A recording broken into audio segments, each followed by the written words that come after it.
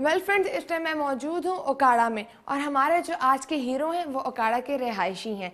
अपने इस हीरो के बारे में आपको बताते ही चलूँ कि आज के जो हमारे हीरो हैं पेशे के लिहाज से पेंटर और कैलीग्राफर हैं। इस काम की वजह से इन्हें 200 से ज़्यादा अवार्ड भी मिल चुके हैं और बहुत से ममालिक में इन्होंने अपनी पेंटिंग की एग्जीबिशन भी की है। जब ये पेंटिंग कर रहे होते हैं तो ये रंगों के साथ हाथों से खेलते हैं, ये ब्रश का इस्तेमाल नहीं करते और शायद यही वजह है कि इन्होंने पाकिस्तान का नाम बहुत से ममालिक में रोशन किया है। तो आइए मिलते हैं हमारे आज के हीरो असगर मुगल साहब से। आइए। खुदी का सिर्रे नेहा ला इलाहा इल्लल्लाह, खुदी का सिर्रे नेहा ला इलाहा इल्लल्लाह, खुदी है बेवफा ला इलाहा इल्लल्लाह। हमारे मुल्क पाकिस्तान में बहुत से अफराद खुदादत सलाहियतों के मालिक हैं और जब ऐसे लोग अपने तख्लीकी जहन से कुछ पैदा करते हैं तो वो यकीनन शाहकार ही होता है। हमारे आज के हीरो असगर मुगल भी एक ऐसे खुदादत इंसान है जो ब्रश इस्तेमाल किए बगैर अपने दिमाग में मौजूद शाहकार को जब कैनवस पर उतारते हैं तो देखने वाली आंख दंग रह जाती है। असगर मुगल को ये एजाज और इनफरादियत हासिल है कि वो पाकिस्तान के वाहिद आर्टिस्ट हैं जो ब्रश इस्तेमाल किए बगैर मुनफरिद अंदाज से रंगों को अपनी पेंटिंग्स पर बखेरते हैं और कुदरती रंगों की एक ऐसी माला बनती है कि क्या किसी ने कोसे कज़ा देखी होगी। असगर मुगल साहब की बनाई हुई कैलीग्राफी पेंटिंग्स दुनिया के कई ममालिक में पाकिस्तान की न सिर्फ नुमाइंदगी कर चुकी हैं बल्कि बहुत से मेडल्स और एजाज़ात हासिल करके पाकिस्तान का नाम भी रोशन कर चुकी हैं। आइए मिलते हैं रंगों से मोहब्बत रखने वाले हसास इंसान और मुनफरिद फनकार असगर मुगल से।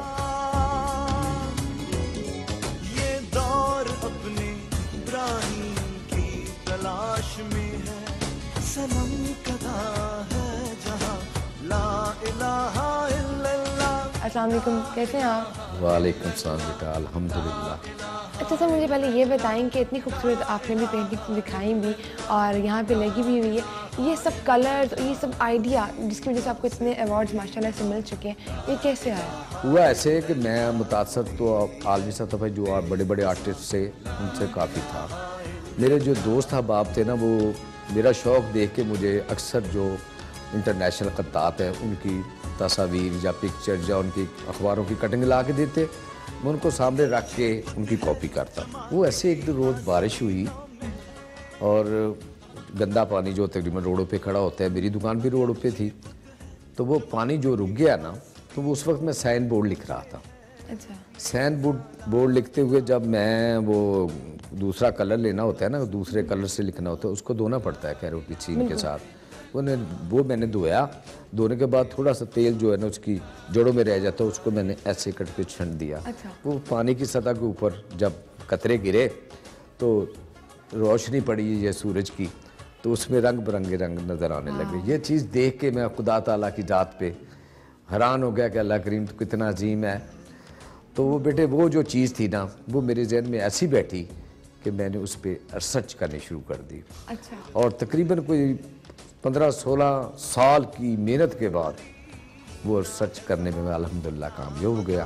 अच्छा, ये बताएं कि इन पेंटिंग्स की एग्जीबिशन कहाँ पे की अब तक आपने? अल्हम्दुलिल्लाह पाकिस्तान में मेरी 4 दफ़ा लाहौर आर्ट काउंसिल में हुई है, अलहमरा आर्ट काउंसिल में, और इसके अलावा कराची, इस्लामाबाद और इंटरनेशनल सतह पे मेरी मास्को, मिस्र, दुबई और हाल ही में मेरी नुमाइश हुई है इंडिया में। अच्छा, आपको 2001 में पहले अवार्ड मिला था आर्टिस्ट ऑफ द ईयर का। जी जी। तो वो अवार्ड लेते हुए आपको क्या खुशी महसूस हो रही? जब मैं सदर पाकिस्तान ताडर साहब से मैंने ये अवार्ड लिया ना, तो मुझे यकीन नहीं आ रहा था कि अल्लाह करीम किस तरह इंसान को रूह देता है, और पहली नुमाइश में मैंने वो आपको सदर पाकिस्तान का वो साथ में। कभी आप पे वो हुआ नहीं कि ना उम्मीद हो गए हो कि इतने साल हो गए ये काम मुझसे नहीं होगा? अल्लाह बड़ा बेनियाज है, और जिस जगह उसने किसी को रखा हुआ ना, ये उसका मुकाम है। मुझे अच्छी तरह याद है कि डॉक्टर अब्दुल कदीर जब मुझे अवार्ड देने लगे थे ना, तो उन्हें अपनी बगल में ले लिया और मुझे कहने लगे, असफर साहब अल्लाह करीम ने इंसानों के कार्ड की शक्ल में भेजा, वो जो जहाँ चाहता है उसको इस्तेमाल करें। आपने किसी से सीखा था काम या खुद से आ गया? मुझे उस्ताद साहब से ये साबिर हुसैन शाह साहब जो लाहौर से तल्लक रखते थे, वो साइन बोर्ड लिखते थे। अच्छा। कुछ बूढ़े हो गए थे तो उनसे काम ही नहीं होता, तो वो जो रोज़ी चलाने के लिए वो वो साइकिल आ जाते, कोई साइन बोर्ड आ जाए, कोई फ्रिज पेंट करते। जितनी साइकिलें आती उनको मांजता, फिर उनको रेगमाल करता, मेरे हाथों में उंगली से खून बहने लगता, लेकिन कभी मैंने उफ नहीं की। लेकिन मेरा ख्याल है कि ये मेरी उस्तादों की वो मेरी मेहनत थी और जिसका रंग लेके आई है। जैसा ये बताएं कि आप खुद किसी को सिखाते हैं, कोई इंस्टीट्यूट है आपका जहाँ पे बच्चे आपके पास आते हैं और शौक से सीखते हैं? जी बेटा बिल्कुल, ये तो जितना बढ़ेगा, और ये नजात का भी जरिया भी है और सदका जारिया भी है। अच्छा, इतनी बातें हो गई हैं, अभी कुछ पेंटिंग्स भी यहाँ पे मौजूद हैं, तो मेरा ख्याल है कि अब आप मुझे अपनी पेंटिंग्स भी दिखाएं और कुछ पेंटिंग बनाते हुए मुझे दिखाएं, ठीक है?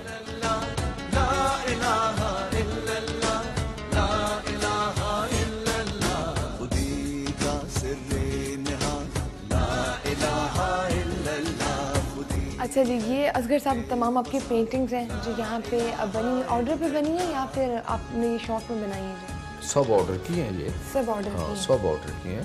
सही।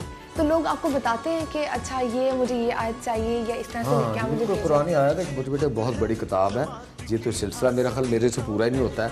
जब कोई चीज़ बनाता हूँ तो कोई कहता है ये चीज़ चाहिए, ये चीज़, ये डिमांड से भी करता हूँ और रूटीन की जो चीज़ें हैं वो भी करता हूँ। ये कुरान चूँकि मुकद्दस है, इसको मैं तरजीह देता हूँ कि मैं ज़्यादा कुरान। बिल्कुल सही। अब चलते हैं आपकी तरफ कि पेंटिंग आप कैसे करते हैं, आइए।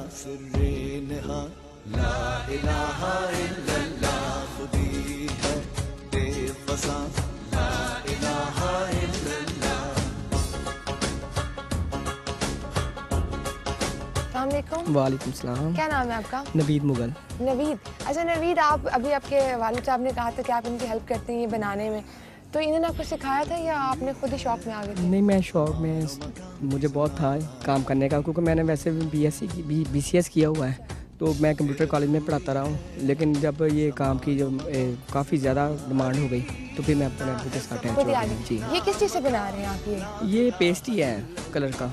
ये तो बबल लग रही है मुझे। अच्छा, खुद बनाते हैं। ठीक है, ये खुद बनाते हैं। तो कितनी देर में ये बना लेते हैं पूरा, ये लिख लेते हैं? ये मेरे काफ़ी स्पीड ज़्यादा है, लेकिन फिर भी तकरीबन हम 15-20 मिनट में एक पेंटिंग में बना लेता हूँ। अच्छा, आप भी इनके साथ काम कर रहे हैं?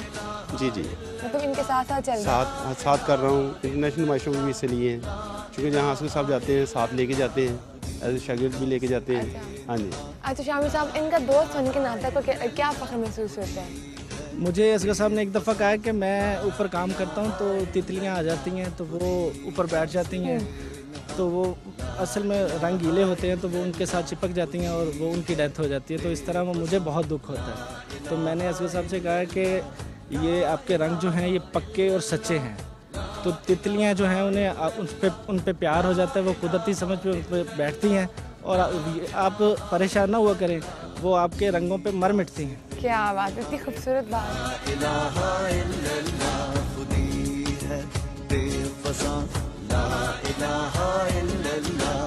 Thank you so much Asghar साहब। और अब ये सब कुछ भी आप लोगों ने देखा नाज़रीन, और ये सब कुछ देखने के बाद मुझे ये कहना बनता है कि हमारे मुल्क में टैलेंट की कमी नहीं है। और असगर साहब की जो ये पेंटिंग्स हैं ये बाकी ममालिक में भी गई हैं, उन्होंने वहाँ पे जाके भी हमारे पाकिस्तान की नुमाइंदगी की है। और मुझे उम्मीद है कि जो हमारी गवर्नमेंट है वो भी इस पर ज़रूर नज़रसानी करेगी और यहाँ तक आएगी। और जिसमें असगर साहब चाहते हैं कोई इंस्टीट्यूट वो खोलें जहाँ पर बच्चों को इसकी तालीम दे सकें। और इसके अलावा मैं कहना चाहूँगी कि हमारे हीरोज़ तो मैं आपको दिखाती रहती हूँ, लेकिन अगर आप किसी हीरो को जानते हैं तो हमें लिख भेजें hero@sama.tv पर। इसके अलावा समा की वेबसाइट sama.tv पर ज़रूर विजिट करें। फेसबुक पे हमारा फ़ैन पेज है, इसको ज्वाइन करना मत भूलिएगा और हमें आपके फीडबैक का इंतज़ार रहेगा।